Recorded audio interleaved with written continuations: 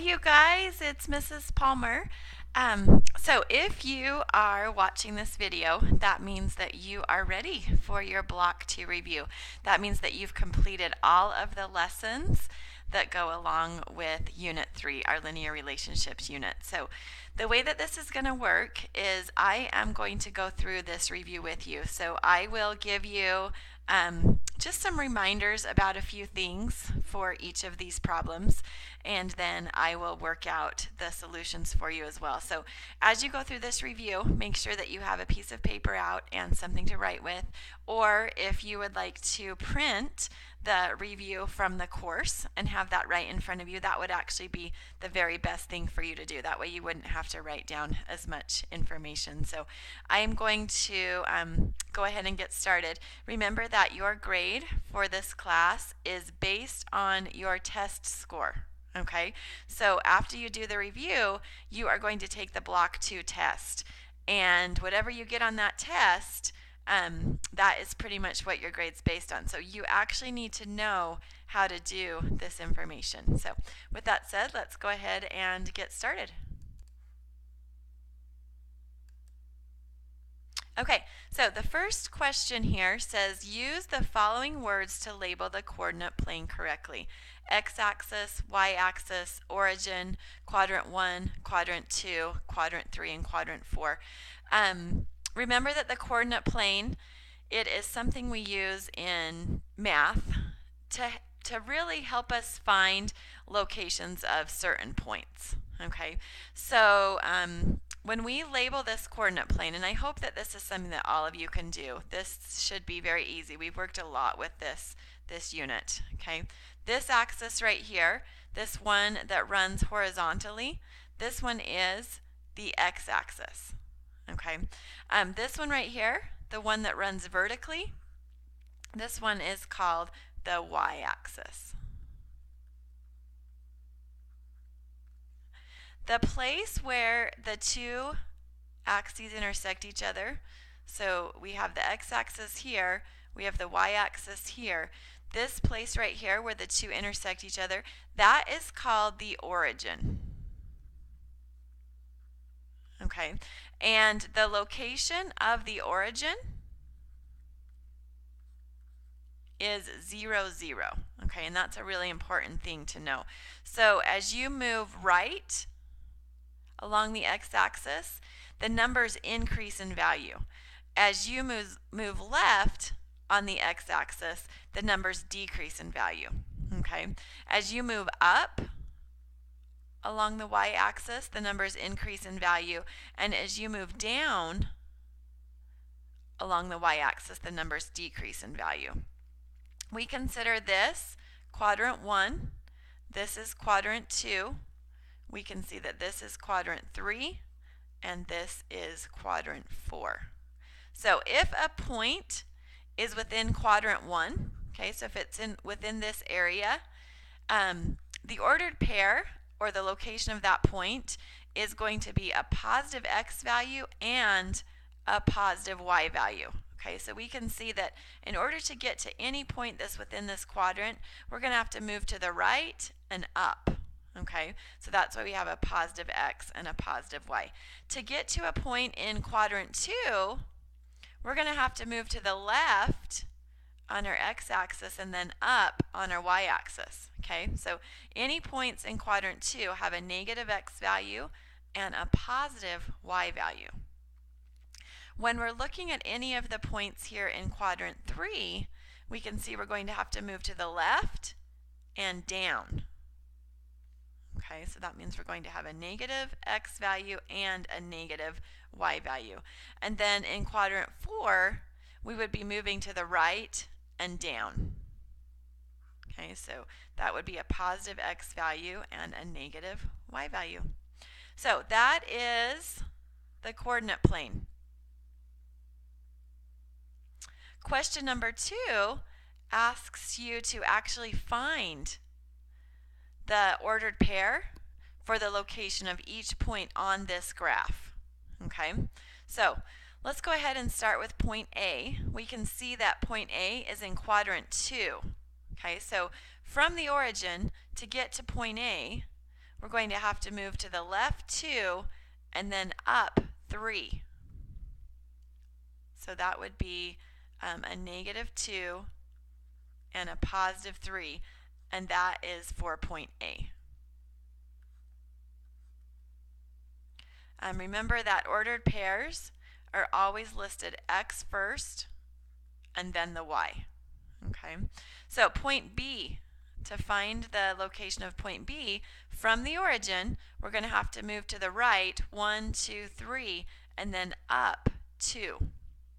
So point B, it's in quadrant 1, and to get there we have to move to the right 3 and then up 2.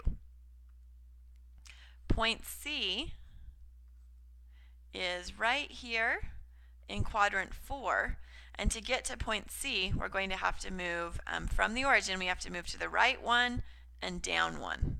So point C is at 1, negative 1.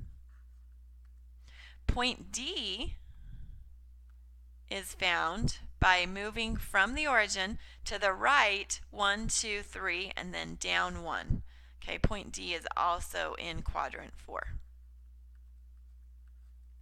And then point E, our last one, to get to point E, we have to move to the left 2 and down 1, 2, 3, 4.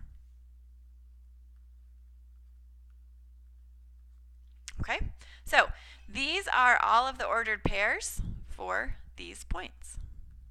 Okay, the most important thing to remember is that you always count from the origin.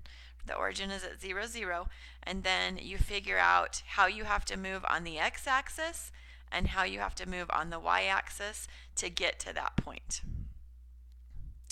Question number 3 says, answer the following questions about the relation in question number 2.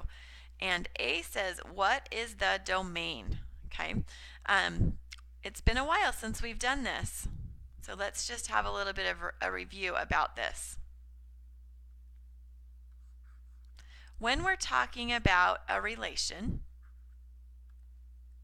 okay, the domain is the set of the x values of that relation. Okay, so if we go back to this relation right here, okay, this relation is just a set of points that are on this coordinate plane. Okay, so when we're talking about the domain here, we can see that the set of our x values for this relation is negative 2, 3, 1. We have 3 listed again, and then we have negative 2 listed again. So on question number 3A, when it says what is the domain, well, that's the set of our x values. So that would be negative 2, 3, and 1. Okay, we do not need to list them if there's more than one of the same. Okay, and then the second part of question 3, part B, says, what is the range? So the range is the set of y values.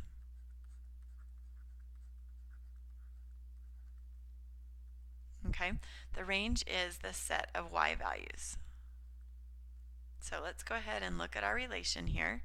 Our y values are 3, 2, negative 1, negative 1 again, and negative 4. So 3, 2, negative 1, and 4. Okay. Part C says, is this relation a function? Yes or no?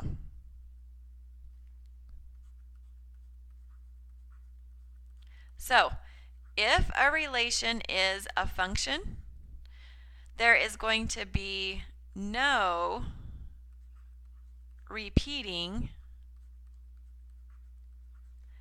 x values.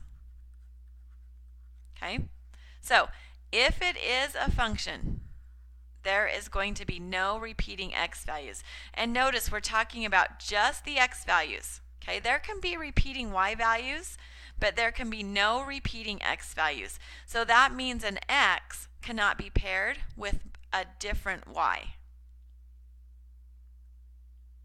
So when we go back to our relation here and we look at these sets of ordered pairs, okay, and let's just go ahead and look at the x values here. We have -2, we have 3, we have 1. Oh, we have 3 again. That would mean that this x value of 3 is repeating. It's being paired with both a 2 and a -1. So this relation would not be a function.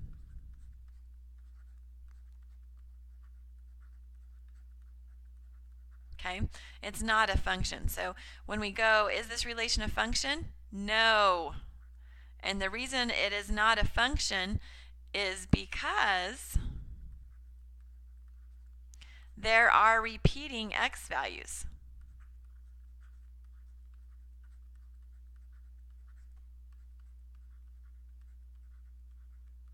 Okay, so let me give you an example of something that would be a function.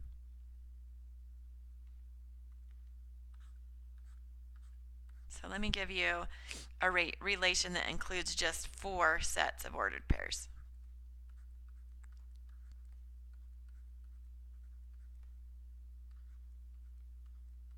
Okay, so here's a relation. We can see there are 4 sets of ordered pairs here. Our domain is 4, 1, -1, and 2, and our range is -6, -2, 4, and -3. Okay, so if we're trying to figure out whether this is a function or not, we need to look at our x values. So 4, 1, -1, and 2. None of them repeat. So we would say yes, this is a function. Okay, and let's say that I go ahead and change this one right here. Let's say that I go ahead and change this one to -6. That would mean that there's a repeating y value, but this is still a function. Okay, when we're talking about functions, repeating y values don't matter. Okay, when we're talking about functions, if there are no repeating x values, if there are no x's that are being paired with a different y, then we say yes, it is a function. Okay, part D says, what is the vertical line test? Okay, so the vertical line test is another way for us to be able to tell if something is a function or not. So when we look at this relation here, to use the vertical line test, that means we could just use a vertical line, and we can just see if a vertical line anywhere passes through more than one point at a time, then this would not be a function. Okay, so can you see how if I pass a vertical line through the relation right here at this point, this vertical line is passing through both E and A. See, it's passing through both E and A at the same time. So we would know that this is not a function. Okay, if your vertical line can pass through every single point without touching more than one point at a time, then it would be a function. So if I go ahead and let me just quickly graph. I'll just do like a mini coordinate plane here. So 4, -6, 1, 2, 3, 4, 1, 2, 3, 4, 5, 6. So 4, -6 would be right here. 1, -2, so the right one, and then down 2 would be right here. -1, -6 would be right here. And then 2, -3 would be right here. Okay, so we can see that we can pass a vertical line anywhere on this graph or this relation, and it's not going to pass through more than one point at a time. Okay? Okay, the next part of this review asks you to circle the equations that are linear equations. Okay, so remember, for an equation to be a linear equation can have just an x. Okay, So if you have an equation that is like x equals 2, for example, remember if your equation has just an x, then that line is going to be a vertical line crossing just through the x-axis. So x equals 2 would look like this. Okay, it's a line that's crossing just through the x-axis. Okay, so remember that if there is just an x, it is a linear equation, and you are going to have a vertical line. Okay, if it's a linear equation, you can also have just a y. For example, y equals -3. So remember, if there is just a y, your line is going to cross only through the y-axis. So if there is just a y in your equation, that is going to be a horizontal line. Y equals -3. Okay, and every single point along this line has a coordinate, a y coordinate of -3. Just like every single point along this line has an x coordinate of 2. The x is always 2. The y is always 3. Okay, so in order to be a linear equation, there can be just an x, there can be just a y, there can be an x and a y, but they both have to be raised to the first power only. Okay, so you can't have something like this, an x squared, or you can't have a y to the third. Okay, the power of the variable has to just be a 1. And when there's not anything there, we know that that is just x to the first power and y to the first power. Okay, something else that is true about a linear equation is you cannot have a variable in the denominator of your fraction. Okay, so you can't have like 1 over x, or you can't have 1 over y. Okay, the variable cannot be in the denominator of the fraction. Okay, so let's go ahead and circle the equations that are linear equations. Okay, this one would be a linear equation. This one would not. This one would not. And this one would be. Question 5 says, write the two linear equations from number 4 in slope-intercept form. So let's just go ahead and have a quick review of all of the different forms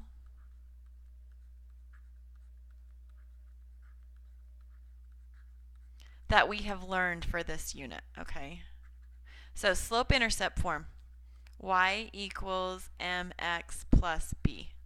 Remember that in slope-intercept form, the b is the y-intercept. That's where the place where the line crosses the y-axis at, and the m is your slope. Okay. Another form that we have learned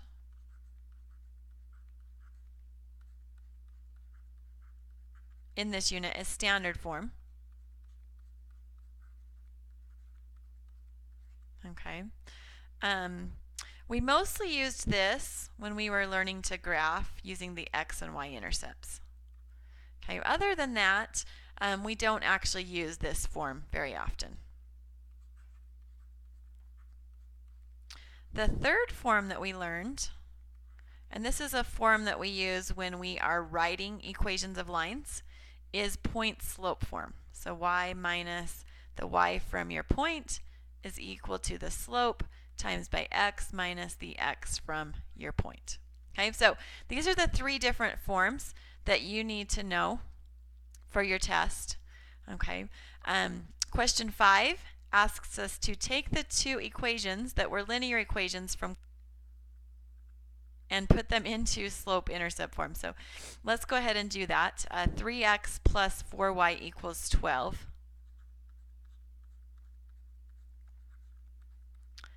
To put this into slope-intercept form, remember slope-intercept form has the y all by itself equal to the x term and then the constant. So if we want to isolate this y right here, if we want to get that all by itself, we have to get rid of the 3x, and we're also going to have to get rid of the multiplication of 4. That's how y is alone. Okay? So we can do that. You guys know how to isolate the y. That's something that we've been working on a lot in this class. Sorry, I'm trying to grab that box so I can remove it. There we go.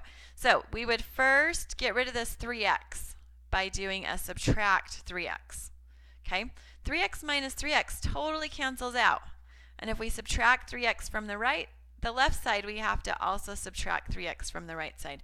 So 4 times y equals 12 minus 3 times x. Then from there, we have to get rid of the multiplication of 4 by using division. We're going to divide by 4 on all 3 of these terms.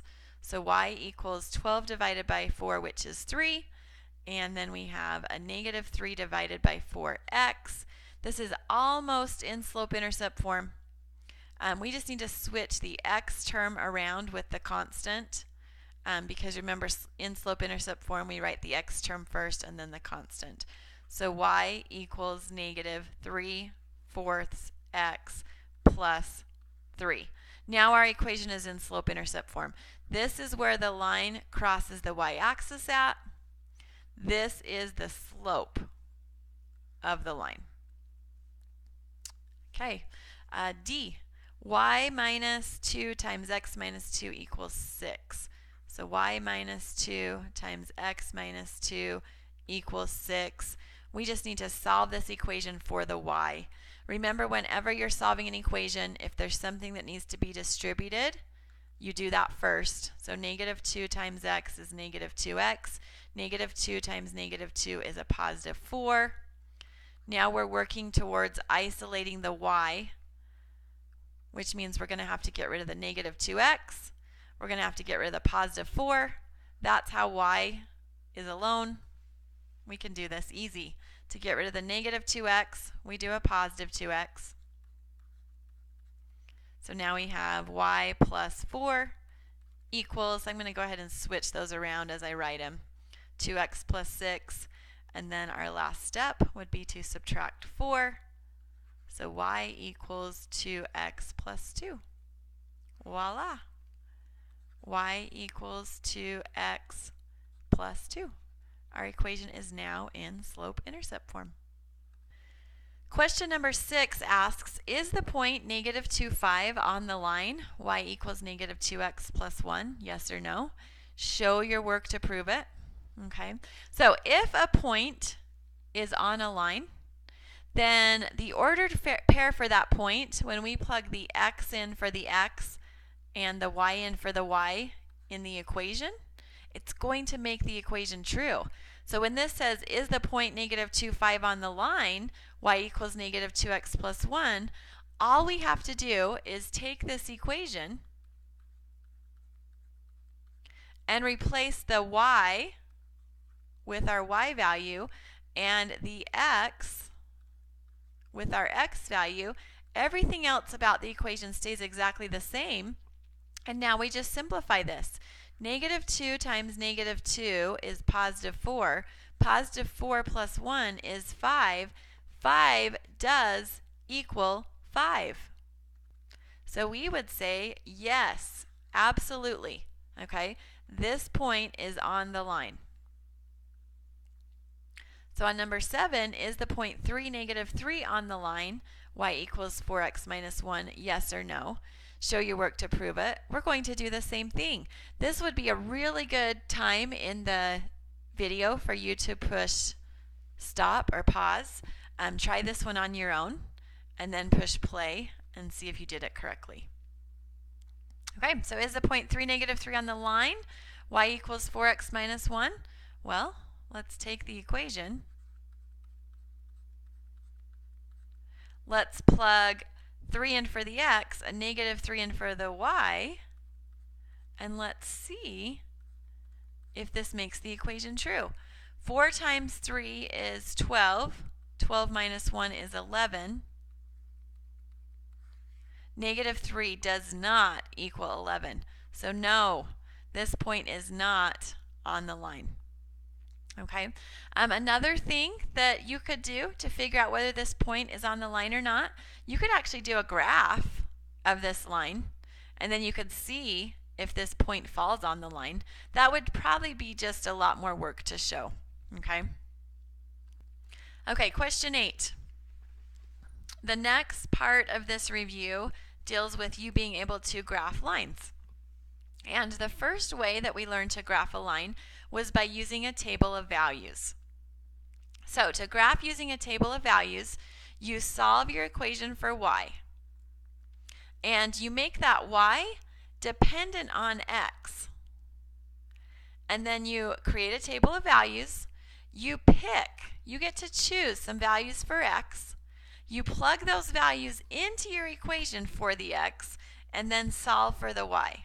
Whenever you are graphing using a table of values, you need to find at least 3 points that are on the line.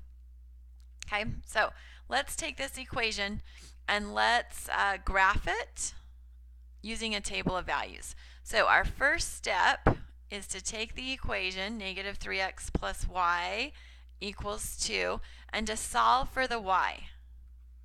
So we're going to add 3x to both sides.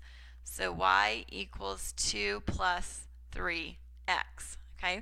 Now this y is going to be dependent on whatever we pick for x, and we get to choose that.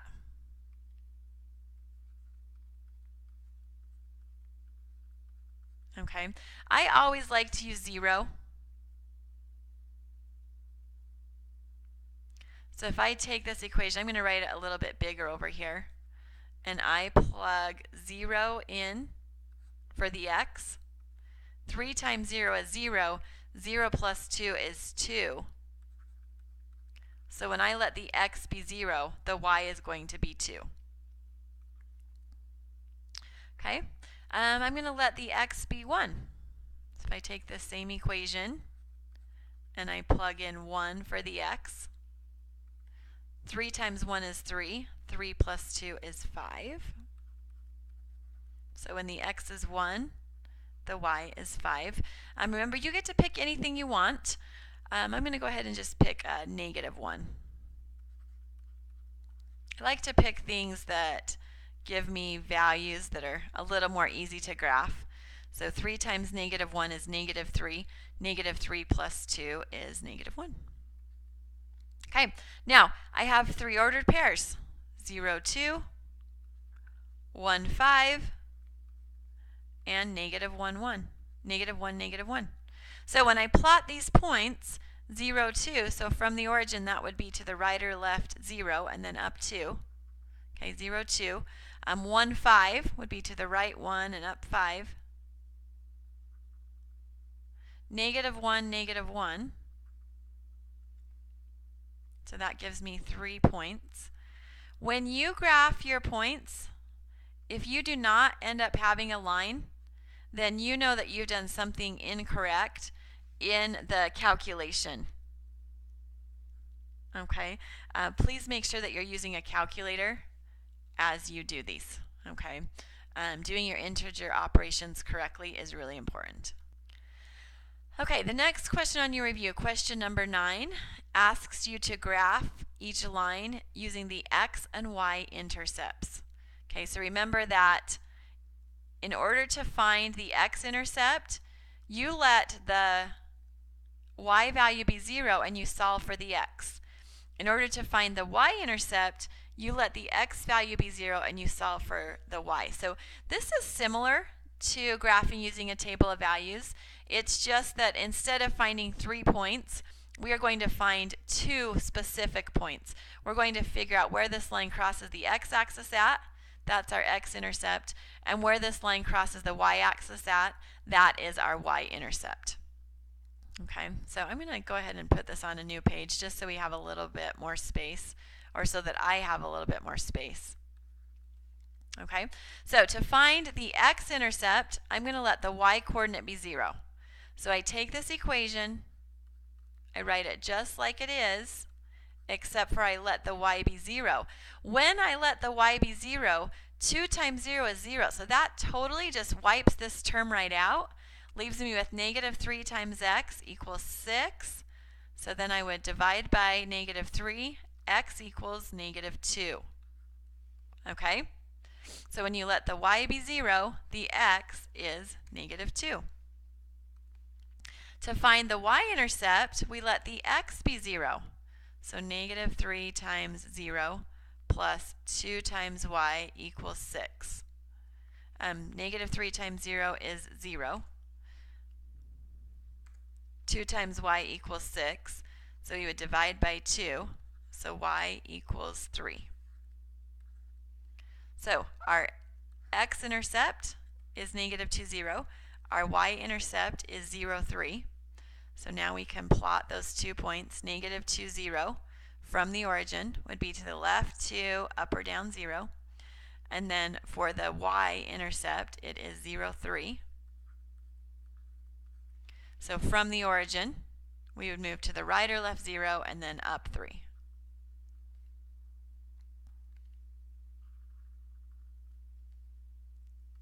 And I'm going to leave you with the next one to try on your own. Remember that sometimes it's easiest to graph a line using the x and y intercepts if you put your equation in standard form first.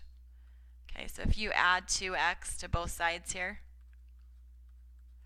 you're going to get 2x plus y equals negative 4. And I'm going to leave that one for you to do on your own, to graph using the x and y intercepts. Okay, so the next question asks you to graph using slope-intercept form. So to graph using slope-intercept form, 3x minus 4y equals 8, we first have to take and put this equation into slope-intercept form by solving for the y. And you guys, we've done this a lot, so hopefully this is really easy for you. We would first subtract 3x from both sides, which leaves us with negative 4 times y equals 8 minus 3x. And then we would have to divide everything by negative 4. So y equals 8 divided by negative 4, which is negative 2. Negative 3 divided by negative 4, which is a positive 3 over a positive 4 times by x. Now, in order for this to be in slope-intercept form, we're going to switch these two around. So y equals 3/4 x. I can't remember, was it a plus 2? Yeah, it was a plus 2. Okay, now once your equation is in slope-intercept form, it's really easy to graph this line. We know this line is going to cross the y-axis at 2. So we go ahead and we put a point at 2 on the y-axis. That's where the line's going to cross the y-axis. Our slope is 3/4. Now remember, when you talk about slope, this is really important, okay? When you talk about slope, slope is always a fraction of the rise over the run. So the top number of your slope tells you how many you're going to move up or down. If the top number of your slope is positive, that means you're going to move in the positive direction. You're going to move up. If the top number of your slope is negative, that means you're going to move down. Now the run, you're going to move to the right or to the left. Okay, so when we look at our slope of 3/4, that means we're going to move up 3 to the right 4. So from our point, we move up 3, 1, 2, 3, to the right 4, 1, 2, 3, 4. And that gives us 2 points that are on the line, which we can then graph our line. Okay, so graphing using slope-intercept form. You put your equation in slope-intercept form, you identify the y-intercept, then you identify your slope, you plot your y-intercept first, and then you use your slope to tell you how to move to plot another point on the line. Okay, and I'm going to go ahead and leave you guys number 10 to do on your own.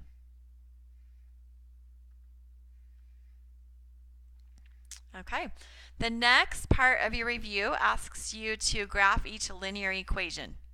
And then it says, remember the special rules about your boundary line being dashed or solid, and then don't forget to shade the solution area. Okay, so remember, if your y is just a greater than or just a less than, your line is going to be dashed. Okay, remember, when you are graphing a linear inequality, you're graphing the solution area. You're graphing where you can find points that will make the linear inequality true. And there's more than one point that makes it true. There's a whole area of points that you can pick from. Okay, so if your line is dashed, that part is not included in your solution area. So the points that are on that dashed line do not make your inequality statement true. If you have a y is greater than or equal to or a less than or equal to, your line is going to be solid. Okay, and then if your y is greater than or equal to or just a greater than, you're going to do all of your shading above the line. So that means your whole solution area would be above the line. Remember, if your line is solid, any point on that line is also included in that solution area. And then if your y is less than or equal to or less than, all of your shading is going to be below the line. Okay, so graphing a linear inequality is just like graphing an equation. It's just that you have to remember the special rules about your boundary line and your solution area. So if we want to graph negative 2x plus y is greater than 1, we're going to graph it using slope-intercept form. So we'll just solve for y. So y is greater than 2x plus 1. Okay, now we know that this line's going to cross through the y-axis at 1. We know the slope is 2 over 1. Okay, to make a whole number a fraction, we just put that over 1. So from the y-intercept, we're going to move up to the right 1. And now because our line is just a greater than, our line is going to be a dashed line. And then because our y is greater than, we're going to shade above. Okay, so that means that if we pick any point within this area here, okay, any point at all, that will, and then we plug the x in for the x and the y in for the y, that's going to make this inequality statement true. Okay, if we pick a point over here, it won't make the inequality statement true. If we pick a point that's on this line, because it's a dashed line, it's not going to make the equation true. Okay, this boundary line is not included in the solution area. Okay, I'm going to leave you the next one to do. I just want to remind you that if you divide by a negative when you're solving an inequality, you have to flip the inequality symbol. Okay, so don't forget to do that. But I'm going to leave you this one to finish on your own. Okay, let's go ahead and do questions 12, 13, and 14. All of these deal with writing an equation. Okay, so when you write an equation, you're either going to use slope-intercept form,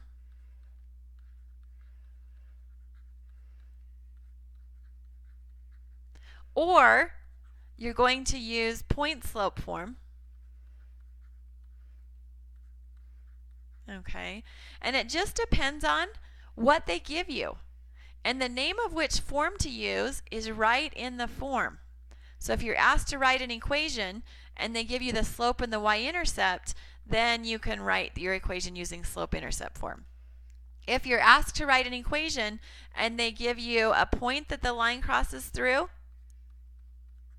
and the slope of the line, you're going to use point-slope form. Okay? If they give you 2 points that the line crosses through, you're going to need to first find the slope of the line by finding the change in y over the change in x, and then write your equation. Okay, so question 12 says, write an equation for the line that has a slope of 3/4 and a y-intercept of -5.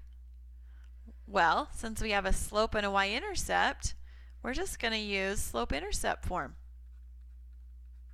And instead of the y-intercept, we're going to plug in -5, and instead of the slope, we're going to plug in 3/4. Voila! Y equals 3/4 x minus 5. Okay, 13. Write an equation of a line that slope-intercept form that passes through the point -2, -1, and has a slope of -1. Okay, so this says write an equation of a line in slope-intercept form. So once we have written our equation, we're going to then put it into slope-intercept form. But we first have to write our equation.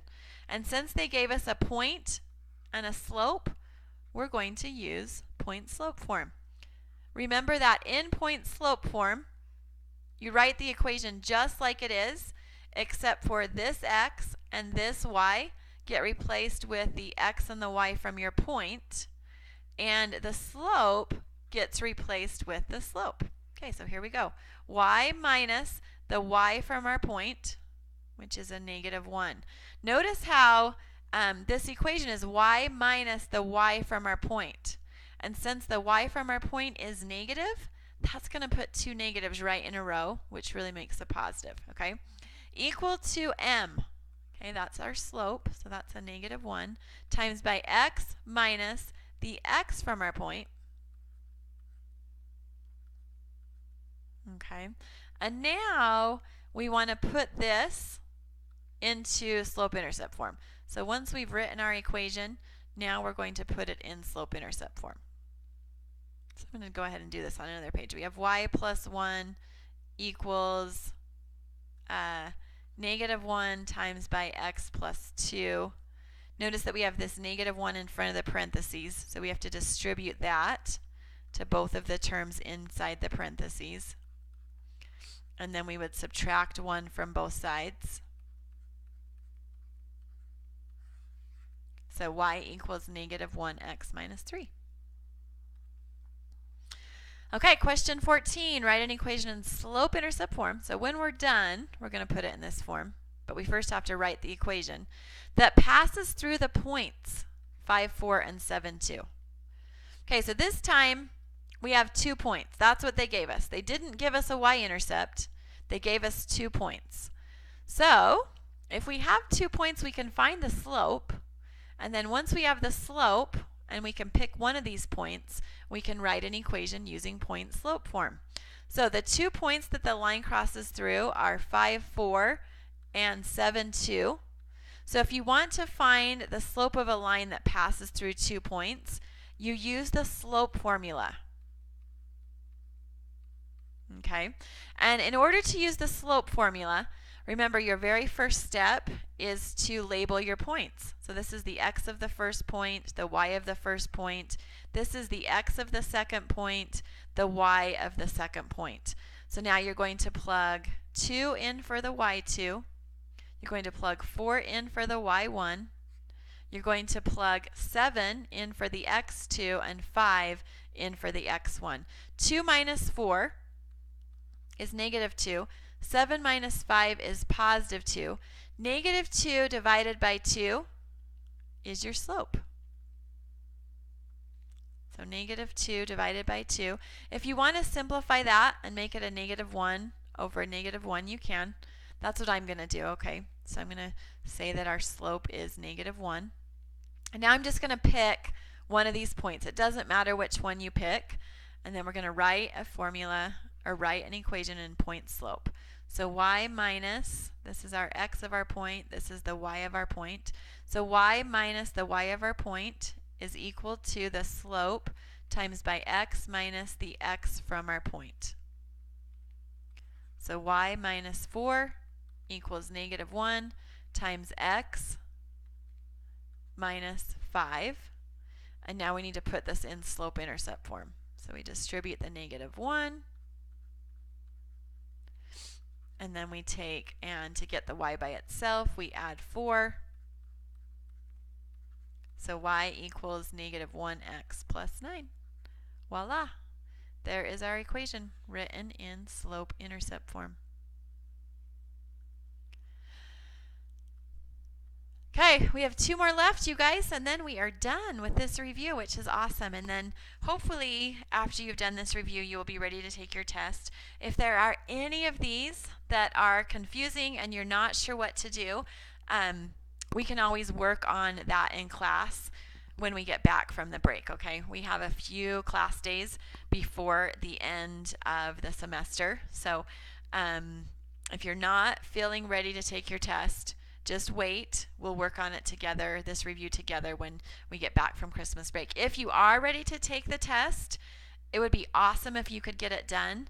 That way you'll be done with everything that you need to do for semester 2. Okay, question 15. On the following graphs, distance is labeled as the y-axis, refers to distance from an amusement park. Which graph best matches the following sentence? Now, whenever you are trying to read a graph, okay, the very most important thing that you need to do is you need to figure out what is being graphed. Here, you can see that we have time on the x-axis and that we have distance on the y-axis. So that's an important thing to think about. The thing that's being graphed is distance over time. So what's happening with the distance as time passes? Okay, so Hugo walked at a steady pace towards the amusement park. Okay, don't think about what that would look like if you were drawing a picture of what Hugo's doing. Instead, think about how his distance is changing. Okay, so Hugo walked at a steady pace towards the amusement park. Well, this distance is not increasing at all. It's not going towards anything, and it's not going back towards home. Okay, this would not be a steady pace towards the amusement park. This would be Hugo standing in one place, his distance not increasing as time passes. Okay, for this one, if this graph refers to distance from an amusement park, okay, we can see that he's getting closer and closer and closer to the amusement park. Okay, for this one, the distance from an amusement park. Okay, and then for graph C, if this is referring to distance from an amusement park, what's happening here? At time 0, as time increases, the distance from the amusement park is increasing. Right? And then this one, you can see the distance from the amusement park is getting smaller, and then it's getting bigger.